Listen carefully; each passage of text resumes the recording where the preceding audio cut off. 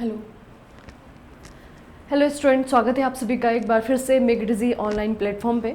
और बच्चे आज हम क्या करने वाले हैं, पूरे हफ्ते भर की खबरें जो हमने पढ़ी हैं उसे रिवाइज़ करेंगे और साथ में पढ़ेंगे कुछ नई खबरों को। ठीक है, तो चलिए स्टार्ट करते हैं आज के सेशन को। सबसे पहला जो प्रश्न आपके सामने, 2025 में रिसर्च एंड एनालिसिस विंग यानी कि रॉ, इसके नए सचिव के रूप में किसे चुना गया है, इसके नए सेक्रेटरी के रूप में किसे चुना गया है। तो बच्चे इनसे पहले आपको नया नाम भी याद रखना है, यहाँ पे पुराना नाम भी याद रखना है। ठीक है, तो अभी जो है पराग जैन के पास में ये आपका पद है। इससे पहले आपका रवि सिन्हा के पास में पद था। ठीक है, तो दोनों का ही नाम याद रखना, जो पुराने सेक्रेटरी थे और जो आपके नए सेक्रेटरी बने हैं उन दोनों का। ठीक है, अगला प्रश्न है, ग्रीन हाउस गैसों और जल चक्र की निगरानी के लिए किस देश ने आपका जियोसेट GW उपग्रह लॉन्च किया है।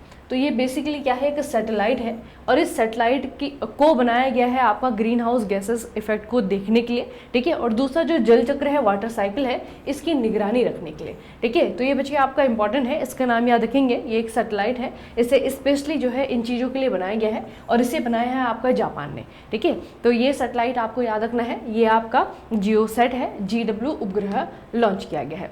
भारत में पाकिस्तानी मूल के सामानों की तस्करी पर अंकुश लगाने के लिए DRI के द्वारा शुरू किए गए अभियान का नाम बताइए। हाल ही में इसमें एक बड़ी सक्सेस जो है DRI के हाथ लगी है। ठीक है, और इस ऑपरेशन का नाम क्या है आपका, ऑपरेशन डीप मैनिफेस्ट। ठीक है, अब देखना बच्चे, भारत और पाकिस्तान के बीच में जो भी संघर्ष हुआ, जो भी टेंशन आपकी है वर्तमान में, उसके कारण जो है आयात और निर्यात भारत से वो कंप्लीटली बंद कर दिया गया है भारत की सरकार के द्वारा। ठीक है, तो वहाँ से जो सामान आ रहा है उसे इलीगली लाया जा रहा है भारत तक। कहाँ से लेकर के, दुबई से। ये जो है आपका दुबई से वो सामान आपका भारत लाया जा रहा है और ये इलीगल सामान है, क्योंकि इस चीज़ पे अभी क्या है, वर्तमान में ये बंद है, इसे सस्पेंड कर दिया गया है। तो दुबई में जो है आपका बहुत सारा सामान पकड़ा गया इस ऑपरेशन के तहत, तो ये ऑपरेशन आपका DRI के द्वारा चलाया गया है। इसका नाम आपको याद रखना है। सॉरी, केंद्रीय मंत्री जितेंद्र सिंह के द्वारा विमोचित पुस्तक हिस्ट्री दैट इंडिया इग्नोर्ड, इसके लेखक का नाम बताइए। यहाँ पे आपको किताब का नाम पहले याद रखना है, हिस्ट्री दैट इंडिया इग्नोर्ड, और फिर आपको राइटर का नाम याद रखना है, मिस्टर प्रेम प्रकाश।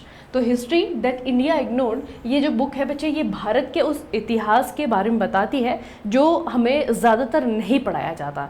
तो वो जो है आपका, वो जो पार्ट है भूला हुआ या फिर आपका इग्नोर किया हुआ, वो इन्होंने इस किताब में लिखा है और इस किताब का नाम है आपका प्रेम प्रकाश। दूसरा क्या होता है कि जब भी किताब किसी मिनिस्टर के द्वारा विमोचित की जाती है, लॉन्च की जाती है, तो कभी कभी एग्जाम में उस मिनिस्टर का नाम भी पूछा जाता है। तो यहाँ पर आपको पूछा जा सकता है कि किसके द्वारा लॉन्च की गई है। तो हमारे जो साइंस मिनिस्टर हैं वर्तमान में, मिस्टर जितेंद्र सिंह, उनके द्वारा इसे लॉन्च किया गया है। किस राज्य की हॉकी टीम ने हॉकी इंडिया मास्टर्स कप 2025 में पुरुष वर्ग का खिताब जीता है। अब यहाँ पे पहले तो हमें ये याद रखना है कि ये जो टूर्नामेंट है हॉकी इंडिया मास्टर्स कप, ये आपका पहली बार हुआ है।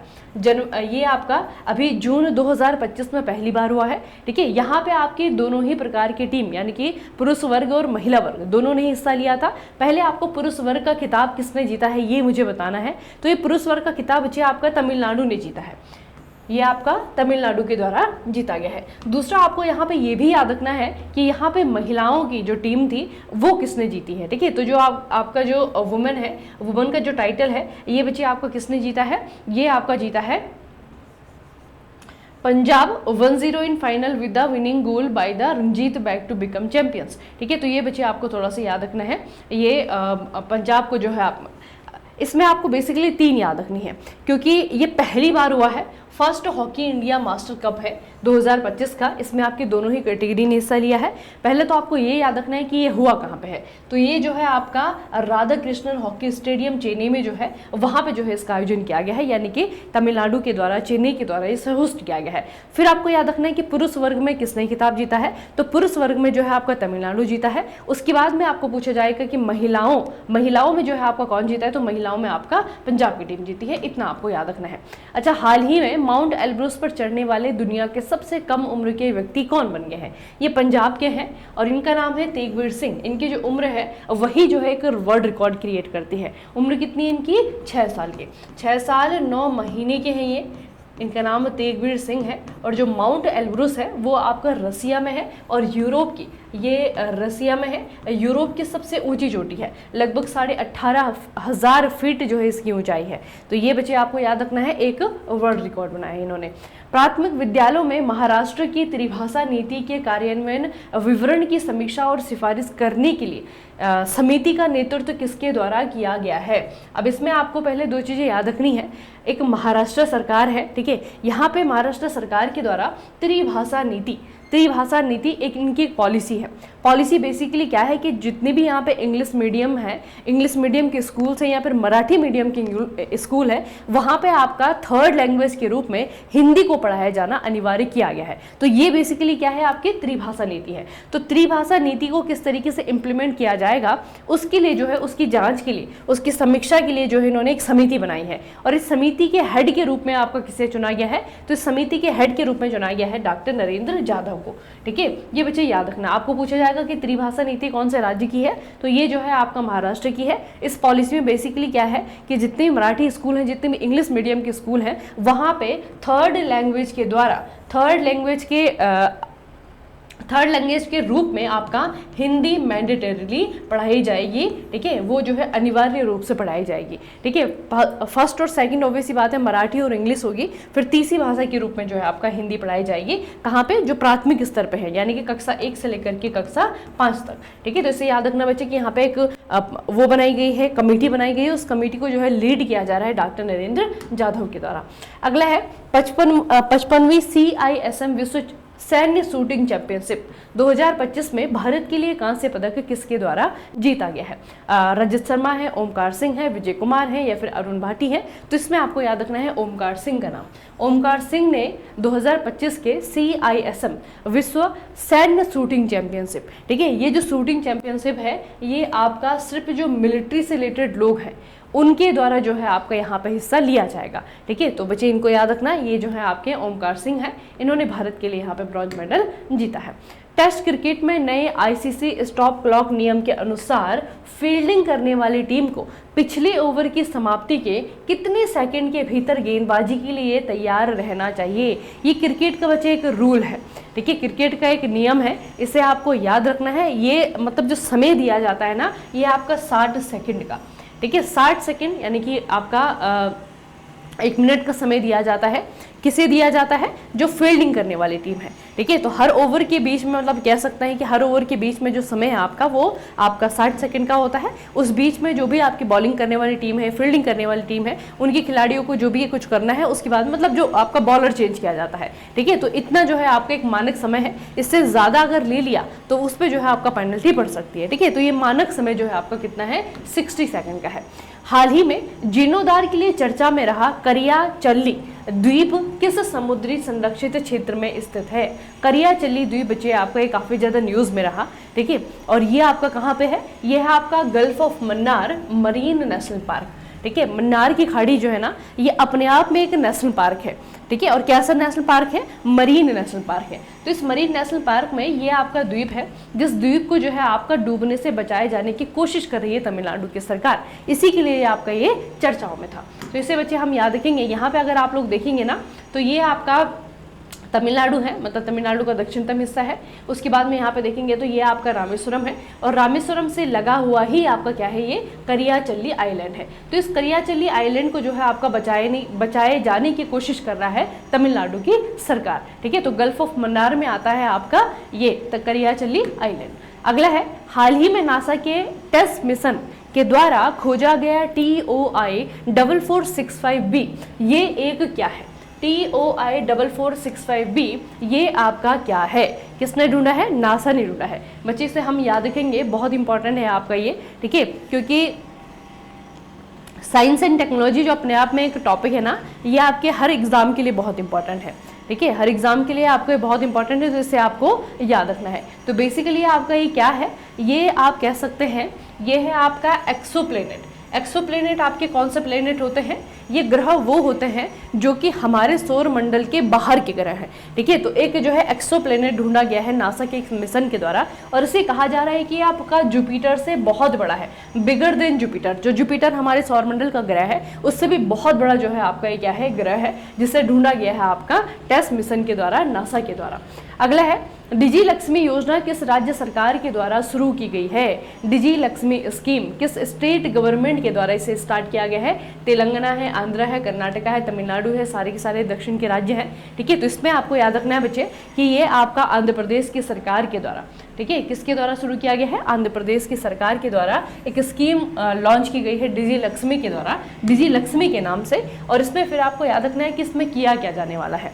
देखना बच्चे, digi Lakshmi scheme to establish around 9000 common service centre यानी कि CSCs across all urban local bodies. The initiative around through GOMS number 17 Suresh Kumar principal secretary aims to digitally empower urban poor women and operationalize and government one family one entrepreneur vision। अब ये क्या है कि जो urban poor women है, urban poor women का मतलब क्या है कि वो महिलाएं जो कि शहरों में रहती हैं लेकिन गरीब हैं, ठीक है, उन महिलाओं को जो है आपका काम देने के लिए, उन महिलाओं को काम देने के लिए क्या किया जा रहा है बच्चे? इस तरीके से CSC, ठीक है, CSC खोले जाएंगे, कॉमन सर्विस सेंटर खोले जाएंगे, ठीक है, और उन कॉमन सर्विस सेंटर्स में जो है आपको महिलाओं को अपॉइंट किया जाएगा, ठीक है। तो इस स्कीम का नाम क्या है आपका? इस स्कीम का नाम है आपका डिजी लक्ष्मी योजना। महिलाओं से रिलेटेड है, नाम से ही समझ में आ रहा है, ठीक है। तो महिलाओं को आपका एम्प्लॉयमेंट देने के लिए ये आंध्र प्रदेश की सरकार के द्वारा एक नई स्कीम है। एशियाई युवा टेबल टेनिस चैंपियनशिप में अंडर 15 बालिका एकल खिताब जीतने वाली 36 वर्षों में पहली भारतीय कौन बनी है? पहले तो आप लोग खेल याद रखेंगे, खेल है आपका TT टेबल टेनिस, ठीक है। तो टेबल टेनिस में लगभग 36 सालों बाद भारत की किसी खिलाड़ी ने इस चैंपियनशिप में एकल का खिताब जीता है। एकल यानी कि जो सिंगल वाले टूर्नामेंट होते हैं। तो यहाँ पे आपको खिलाड़ी का नाम याद रखना है, दिव्यांशी भौमिक, दिव्यांशी भौमिक नाम है इनका। और ये जो है 36 साल बाद कोई भारतीय बनी है, मतलब 36 साल बाद जो है आपका टूर्नामेंट किसी भारतीय के द्वारा जीता गया है।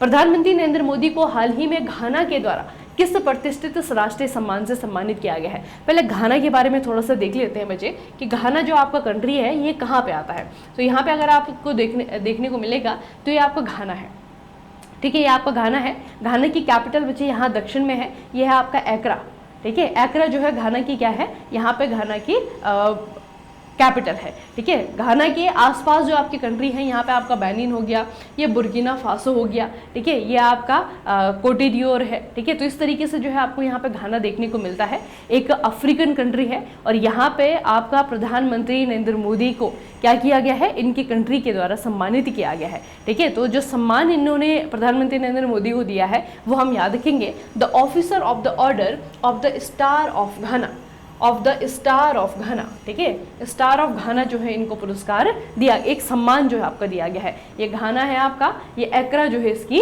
कैपिटल है। ऑपरेशन मुस्कान, इसका क्या काम है? इसका इनिशिएटिव, इसका उद्देश्य क्या है?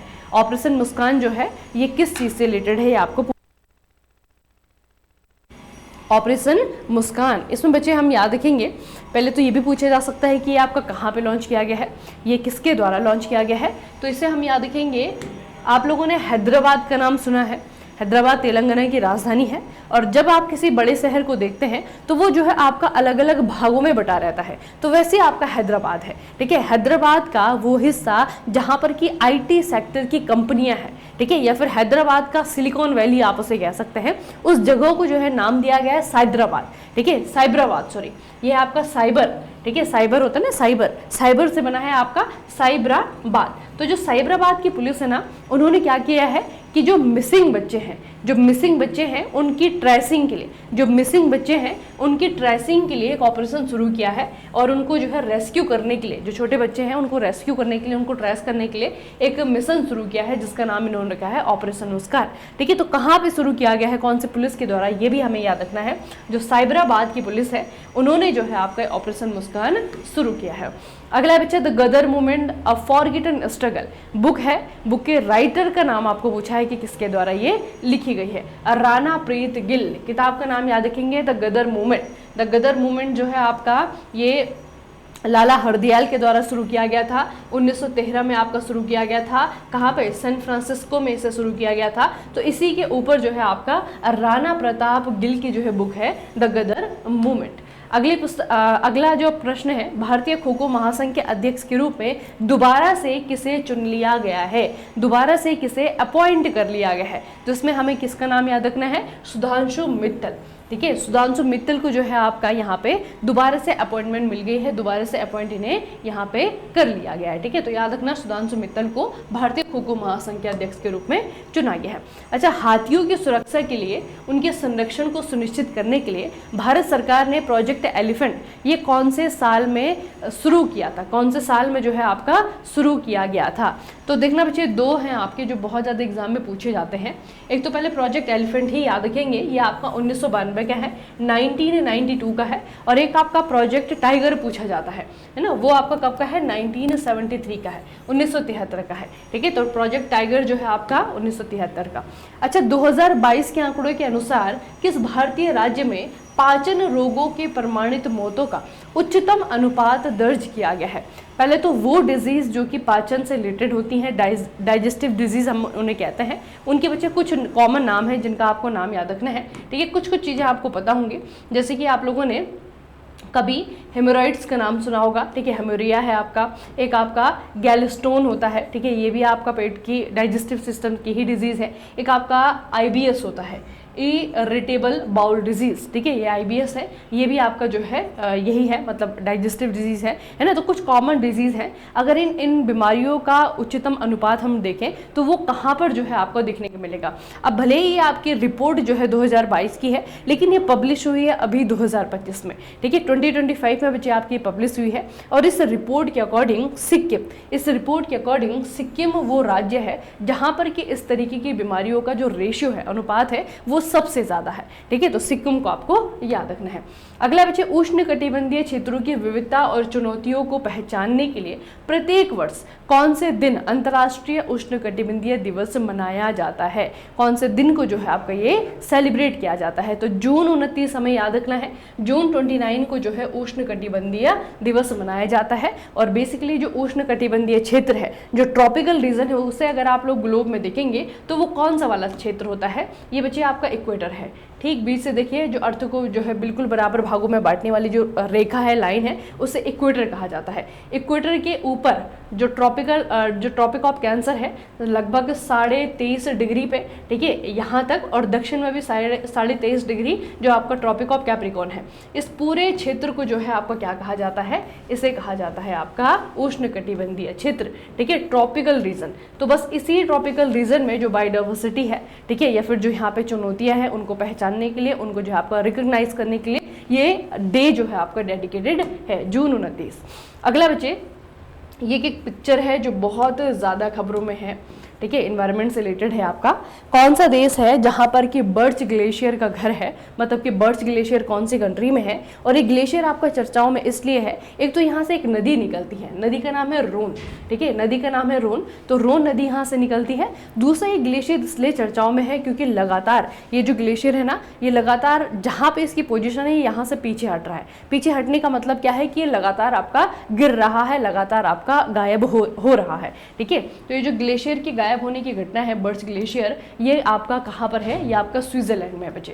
ये पिक्चर बहुत ज़्यादा वायरल है, इस पर बहुत सारे वीडियोस जो है आपको देखने को मिलेंगी। ये देखिए बच्चे, ये आपका बर्च ग्लेशियर का ये वाला जो हिस्सा है ना, ठीक है, ये आपका टूट करके गिरा है ना। और इस तरीके से जो है आपका ऑब्वियस सी बात है कि इस तरीके से अगर ये भूस्खलन होता रहा, इस तरीके से अगर ये जो ग्लेशियर है वो आपका टूटता रहा, तो वो धीरे धीरे जो है आपका गायब हो जाएगा। ठीक है, तो ये ग्लेशियर आपका है स्विट्जरलैंड में, नाम याद रखना, बर्च ग्लेशियर। अगला है, एशिया प्रशांत सरकारों ने विस्तारित CRVS पहल के तहत सार्वभौमिक जन्म और मृत्यु पंजीकरण प्राप्त करने के लिए किस वर्ष तक प्रतिबद्धता जताई है? एशिया प्रशांत सरकारों के द्वारा। अब एशिया पैसिफिक रीजन में जो है आपका इंडिया भी आता है, और इन सभी कंट्रीज ने बच्चे 2030, याद रखेंगे 2030 तक इन्होंने क्या किया है, जो सार्वभौमिक जन्म और मृत्यु पंजीकरण है, ठीक है, मतलब कि जितने भी लोग जन्म ले रहे हैं, जितने लोगों की डेथ हो रही है, सबको जो है आपका रजिस्टर्ड करना है, ठीक है। तो ये जो उन्होंने उद्देश्य बनाया है, एम बनाया है, कब तक का है, ये 2030 तक का है। अगर हम CRVS इनिशिएटिव की बात करें तो ये जो CRVS इनिशिएटिव है, इसमें क्या किया जाना है, बेसिकली जो सारे के सारे देश हैं इन्होंने एक इनिशिएटिव शुरू किया है, और इस इनिशिएटिव के तहत क्या किया जाना है, तो इसमें बच्चे आपका क्या होगा, civil registration and vital statistic system which are crucial for recording vital events like birth, death and marriages and for compiling statistic related to these events, है ना। तो ये जितनी भी चीज़ें हो रही हैं, ये सारे के सारे जो इवेंट है, डेथ हो गया आपका बर्थ हो गया, है ना, मैरिजेस हो गई, तो इन सभी का जो है आपका एक रिकॉर्ड बनाना है। और आपको पता है बच्चे कि बहुत अभी भी अगर हमारे कंट्री में अगर आप लोग देखेंगे, अभी तो खैर डिजिटल इंडिया आ गया है, हर चीज़ को जो है डिजिटलाइज किया जाता है, लेकिन आप खुद में भी देखेंगे कि हम में से भी कितने लोगों के जो है आपके बर्थ सर्टिफिकेट बने हुए हैं, है ना। तो रजिस्ट्रेशन की जो प्रोसेस है वो बहुत कम जो है कंट्रीज़ के द्वारा अपनाई जाती है। तो फिलहाल ये जो है उद्देश्य बनाया कि ये 2030 तक इन सारी घटनाओं को ही क्या करना है, रजिस्टर्ड करना है, ठीक है। और इस इनिशिएटिव को क्या कहा जाता है, CRVS पहल कहा जाता है। अगला है बच्चे, मार्च 2025 तक भारत का विदेशी ऋण कितना % बढ़कर के लगभग 736.3 बिलियन डॉलर तक पहुंच जाएगा। तो अगर हम लोग 2024 और 2025 को कंपेयर करें तो हमारे जो फॉरेन डेब्ट, हमारा जो विदेशी ऋण है वो बढ़ने वाला है ना, वो बढ़ रहा है मार्च के महीने में। तो ये कितना बड़ा है, 10% से बड़ा है, ठीक है। कितना बड़ा है ये आपका 10% से बड़ा है। भारत का पहला समर्पित वन्यजीव गलियारा किस राजमार्ग पर बनाया गया है। ये बच्चे जो वन्यजीव गलियारा बनाया गया है, इसकी एक और खासियत है कि सबसे लंबा एनिमल कॉरिडोर है, ठीक है। भारत में सबसे लंबा एनिमल कॉरिडोर है, और ये आपका कौन से हाईवे पे है, ये दिल्ली और मुंबई को जोड़ने वाला जो हाईवे है, दिल्ली मुंबई हाईवे, इस पे जो है आपका बनाया गया है।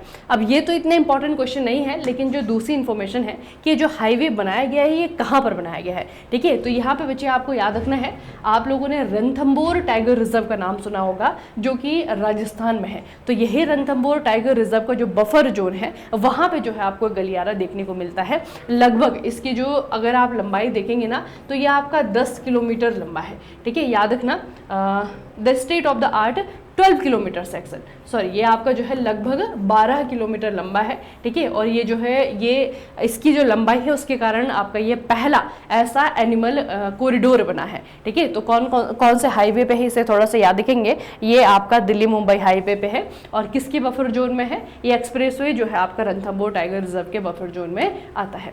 अगला है, भारत में कौन सी संस्थाएं अगस्त 2025 तक पूरे देश में UPI सक्षम QR कोड भुगतान को अपनाने के लिए तैयार है।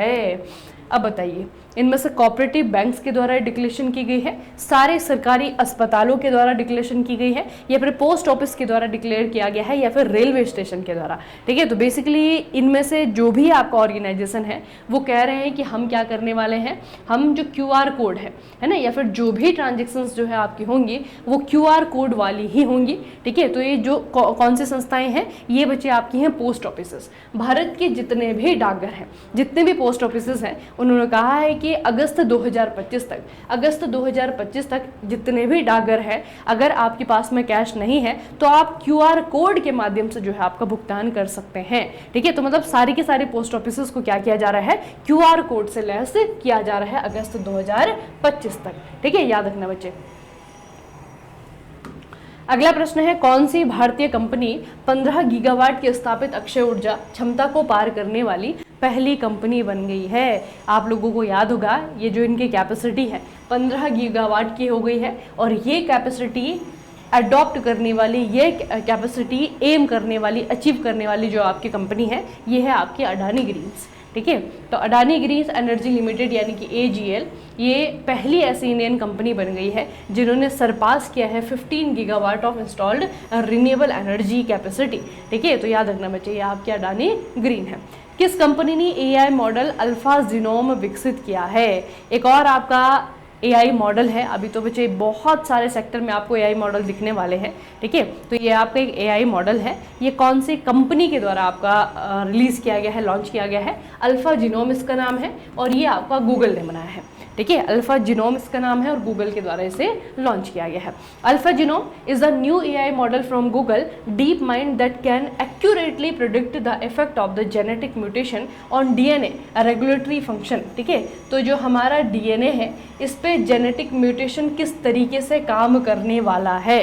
ठीक है, अब आपको पता है कि हर व्यक्ति का जो जीन है वो अलग अलग है ना, तो जेनेटिक म्यूटेशन कैसे होगा, यानी कि अगर जो जीन होगा अगर उसमें म्यूटेशन होता है तो वो कैसे बनने वाला है। तो इस चीज़ को जो है आपका प्रिडिक्ट करने के लिए, एक्यूरेटली प्रिडिक्ट करने के लिए आपका ये AI मॉडल बनाया गया है और गूगल के द्वारा बनाया गया है।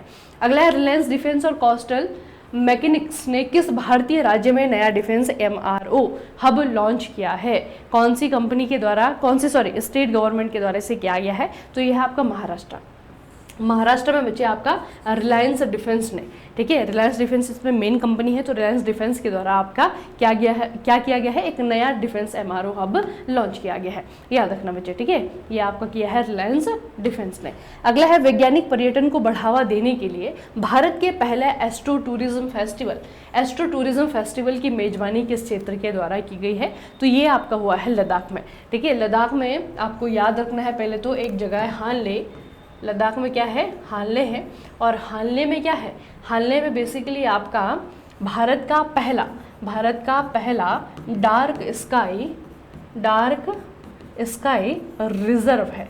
ठीक है, डार्क स्काई रिजर्व का मतलब क्या है, कुछ लोगों को शौक होता है ना तारे को देखना, ग्रहों को देखना आसमान में, है ना, तो वो भी जो है आपका, जिन लोगों को शौक है अगर उनको तारे देखने हैं वो भी आपका बिना टेलीस्कोप से, ठीक है, तो वो जो है आपका लद्दाख जाएं, लद्दाख में जो है हानले जाएं, हानले में जाकर के जो है आपका स्टार गेजिंग कर सकते हैं, वहाँ पे जाकर के जो है ग्रहों को, इन बॉडीज़ को जो है आपका देख सकते हैं नंगी आंखों से। ठीक है, बिल्कुल क्लियर दिखाई देता है वहाँ पे, है ना, तो ये जो है बच्चे आपका भारत का पहला डार्क स्काई पार्क भी है हानले में। और यहीं पर जो है, अब ऑब्वियस सी बात है कि अगर इस तरीके की चीज़ें अगर कहीं पर हो रही हैं तो उस चीज़ को प्रमोट किया जा रहा है। ठीक है, तो लद्दाख की जो सरकार है वो जो है टूरिज्म को अट्रैक्ट करने के लिए आपका क्या कर रही है, यहाँ पे एक फेस्टिवल जो है आपका इन्होंने किया है, एक फेस्टिवल जो है आपका ये उसकी मेज़बानी की है और इसका नाम रखा गया है एस्ट्रो टूरिज्म फेस्टिवल।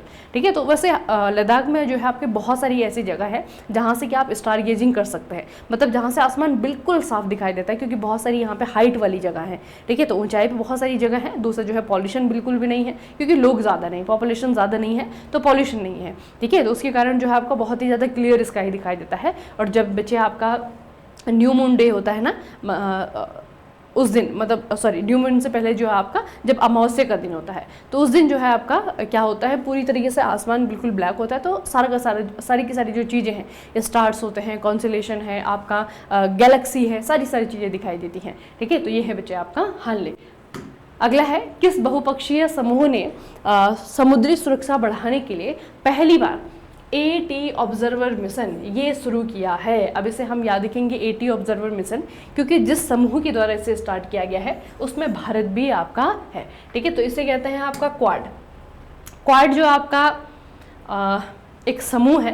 क्वाड समूह में बच्चे आपके 4 देश आते हैं। अगर आप देखेंगे, एक आपका इंडिया आता है, जापान आता है, USA आता है और आपका ऑस्ट्रेलिया आता है। ठीक है, 4 देशों का समूह है, इसीलिए इसे आपका क्वाड कहा जाता है। तो क्वाड के द्वारा जो है आपका पहली बार क्या किया गया है, जो कोस्ट गार्ड है, ठीक है, कोस्ट गार्ड है उनका एक, जितने भी कोस्ट गार्ड इनकी अपनी कोस्ट गार्ड है, उनका एक मिशन जो है आपका लॉन्च किया गया है और उसे आपका नाम दिया गया है AT ऑब्जर्वर मिशन। ठीक है, एट सी ऑब्जर्वर मिशन। अगला है, 1 जुलाई 2025 को पहली बार आसियान भारत क्रूज वार्ता की मेजबानी किस देश के द्वारा की गई है। 1 जुलाई 2025 को हुआ है। ठीक है, आसियान भारत क्रूज वार्ता है और ये पहली बार हुई है। ये जो डायलॉग है ना आपका, ये पहली बार जो है आपका हुआ है। तो किस देश के द्वारा इसे होस्ट किया गया है, इसकी मेजबानी की गई है इंडिया के द्वारा। ठीक है, यहाँ पे देखिए बच्चे, इसकी मेजबानी जो है आपका इंडिया के द्वारा की गई है। ये आसियान का और इंडिया का पहला जो है आपका क्रूज वार्ता है। किस देश ने सिंथेटिक मानव जीनोम परियोजना, यह आपका SynHG शुरू किया है? तो ये जो खबर है ये काफ़ी ज़्यादा चर्चाओं में है। इसके कारण जो यहाँ के साइंटिस्ट हैं, यहाँ के जो सरकार है, उसको काफ़ी ज़्यादा क्रिटिसाइज भी किया जा रहा है। ठीक है, और ये है आपके यूके, यूनाइटेड किंगडम के द्वारा बच्चे आपका ये किया गया है। ठीक है, किसके द्वारा किया गया है? यूनाइटेड किंगडम के द्वारा। देखना, scientist launch controversial project to create the world first artificial human DNA। ठीक है, तो जो इंसान है, इंसान का जो DNA है, उसे लैब में जो है आपका तैयार किया जा रहा है। ठीक है, और बस उसी जीनोम को क्रिएट करने के लिए जो मिशन यहाँ पे लॉन्च किया गया है, उसका नाम है सिंथेटिक मानव जीनोम परियोजना। आपको याद रखना है, ये आपका यूनाइटेड किंगडम के द्वारा लॉन्च किया गया है। ठीक है, बहुत सारे साइंटिस्ट के द्वारा जो है इसे क्रिटिसाइज किया जा रहा है। ठीक है, क्योंकि बच्चे नेचर को एक हद तक ही हम छेड़ सकते हैं, है ना। जो है बहुत सारी जगहों पे जो है आपका इंसान अपनी लिमिट भूल जाता है, तो वही चीज़ जो है आपका ये कर रहे हैं। अभी देखते हैं कि क्या होता है, इसमें डेवलपमेंट किस तरीके से होते हैं। लेकिन फिलहाल जो है आपका यूके के द्वारा आपका ये परियोजना लॉन्च की गई है। अगला है, भारत ऊर्जा स्टैक पहल के लिए मुख्य संरक्षक के रूप में किसे नियुक्त किया गया है? India energy stack initiative. पहले तो इसे हम याद रखेंगे, ये आपका एक इनिशिएटिव है और यहाँ पे हेड के रूप में कह सकते हैं, हेड के रूप में जो है आपका किसे चुना गया है? तो बच्चे पहले तो जो इंडिया एनर्जी स्टैक इनिशिएटिव है ना, ये हमारा जो पावर सेक्टर है, ठीक है, इंडिया का जो पावर सेक्टर है, उसके लिए जो है इस इनिशिएटिव को लॉन्च किया गया है। ठीक है, उसके लिए जो है आपके इस इनिशिएटिव को लॉन्च किया गया है। और इस पूरे इनिशिएटिव को जो है आपका किसकी देखरेख में किया जाएगा?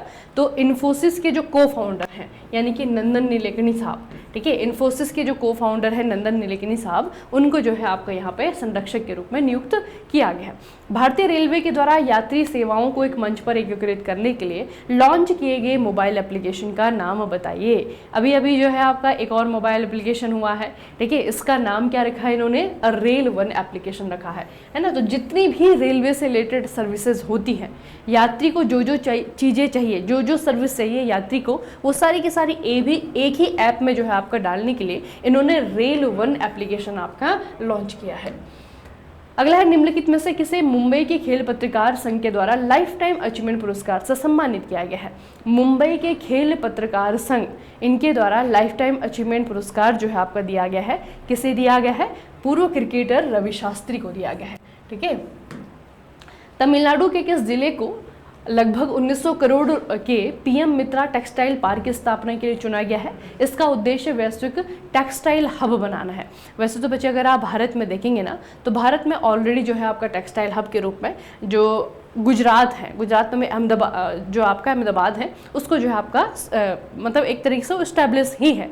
लेकिन उसके अलावा जो है आपका एक पीएम मित्र टेक्सटाइल पार्क बनाया जाएगा। ठीक है, और ये आपका कहाँ पे जाएगा? ये आपका विरुधुनगर में बनाया जाएगा। विरुधुनगर बेसिकली आपका कहाँ पे है? ये आपका तमिलनाडु में। तो यहाँ पे जो है आपको हब बनाए जाने की तैयारी की जा रही है। भारत में गांव स्तर पर बाढ़ का पूर्वानुमान प्रदान करने के लिए केंद्रीय मंत्री CR पाटिल के द्वारा शुरू किए गए एकीकृत बाढ़ पूर्वानुमान मंच का नाम क्या रखा गया है? तो इसका नाम है आपका सी फ्लड। ठीक है, सी फ्लड बच्चे इसका नाम है। ठीक है, बेसिकली इसमें आपका क्या है कि थोड़ी सी ज़्यादा अच्छी टेक्नोलॉजी का इस्तेमाल किया गया है। अगर कहीं पे फ्लड आने वाली है तो उसकी जो है आपकी जानकारी 2 दिन पहले ही बता दी जाएगी, है ना। अब कितना एक्यूरेट है इस्तेमाल करने के बाद में ही पता लगेगा। तो एक जो है आपका प्लेटफॉर्म है सी फ्लड, नई टेक्नोलॉजी से जो है आपका लैस है। और इसमें आपका बेसिकली क्या करना है, क्योंकि बाढ़ के कारण जो है आपका, अब बाढ़ आने से तो नहीं रोका जा सकता है, लेकिन उसके कारण जो होने वाला नुकसान है, उस नुकसान को कम से कम रोका जा सकता है, उसे कम से कम किया जा सकता है। तो उसको रोकने के लिए जो है आपका एक पूर्वानुमान प्रणाली है और इसे जो है आपका नाम दिया गया है सी फ्लड। किस देश ने भारत के साथ में मिलकर के हिंदी भाषा सीखने का कार्यक्रम शुरू किया है और इसने इसे स्नातक स्तर पर वैकल्पिक विषय के रूप में भी पढ़ाया जाएगा? तो कौन सी गवर्नमेंट ने आपका ये डिसीजन लिया है? कहाँ की कौन सी राज्य की सरकार है जिन्होंने ये हिंदी पढ़ाने का डिसीजन लिया है? ये है बेसिकली श्रीलंका। ठीक है, भारत का पड़ोसी देश है और इन्होंने जो है आपका एक तरीके से कह सकते हैं कि भारत के सहयोग से ही, है ना, ये क्योंकि हिंदी पढ़ाने के लिए टीचर कहाँ से जाएगा? यहीं से जाएगा। तो भारत के सहयोग से ही इन्होंने क्या किया है, अपनी यूनिवर्सिटीज़ में जो है आपका स्नातक स्तर पर वैकल्पिक विषय के रूप में आपका हिंदी पढ़ाया जाएगा। ठीक है, तो श्रीलंका के द्वारा आपका ये किया गया है, ये हमें याद रखना है।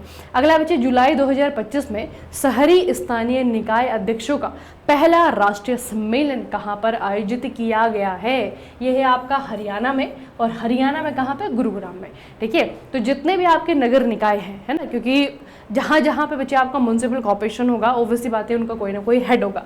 तो जितने भी शहरी निकाय हैं, शहरी स्थानीय निकाय हैं, उनके जो हेड हैं, अध्यक्ष हैं, उनका जो है एक सम्मेलन हो रहा है और पहली बार इनका सम्मेलन हो रहा है। ठीक है, तो इस सम्मेलन का आयोजन जो है आपका गुरुग्राम हरियाणा में किया जा रहा है, पहली बार हो रहा है, तो इसीलिए इसकी इंपॉर्टेंस भी ज़्यादा है। तो आज का जो सेशन है वो यहीं पे समाप्त करेंगे। ठीक है, जो आपको पुरानी न्यूज़ दोबारा से बताई हैं, यानी कि जो हमने रिवाइज किया है उसे आप लोग याद रखेंगे, जो नई खबरें पड़ी हैं उसे भी आप लोग याद रखेंगे। ठीक है, उसके अलावा बच्चे अगर आप हमारा मोबाइल एप्लीकेशन डाउनलोड करते हैं ना, मेक इट इजी मैकेनिकल, ये मैकेनिकल के बच्चों के लिए है। साथ में क्लासेस आपके सिविल पे भी होती हैं, तो सिविल के बच्चों के लिए जो है आपका मेक इट इजी सिविल है।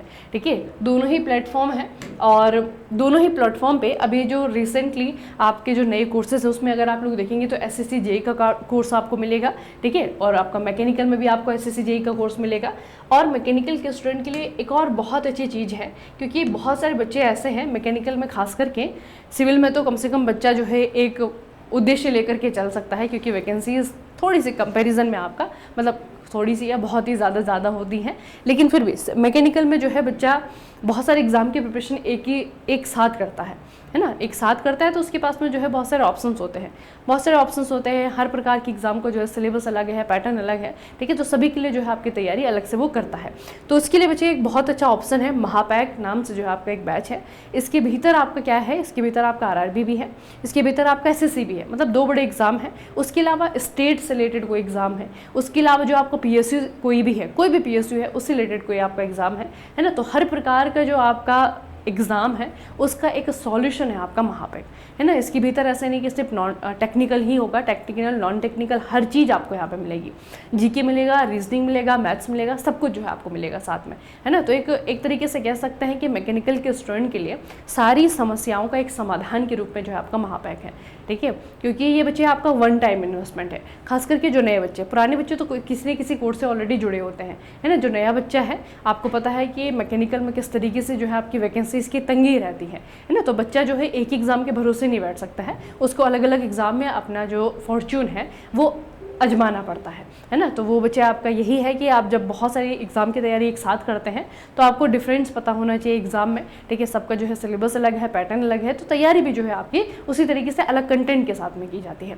ठीक है, तो चलिए आपका जो है आपका एक बहुत अच्छा सॉल्यूशन है मैकेनिकल के बच्चों के लिए, इसे ज़रूर एक बार देखना। ठीक है, जो नए बच्चे हैं उसे जो है आपका कोर्स, क्योंकि जब भी आप देखते हैं तो बाहर से ही देखने को मिलता है आपको क्या क्या चीज़ें हैं इसमें, है ना। तो एक बार विजिट करके, मैकेनिज़म मैकेनिकल है, विजिट करके ज़रूर एक बार जो है आप इसे देखिएगा कि क्या क्या चीज़ें जो इसमें आपकी प्रोवाइड की जा रही हैं। ठीक है, चलिए बच्चे, तो आज का सेशन यहीं पे समाप्त करेंगे, मिलेंगे फिर नेक्स्ट सेशन में। तब तक के लिए पढ़ते रहिए, अपना खूब सारा ख्याल रखिएगा। आप सभी को बहुत बहुत धन्यवाद।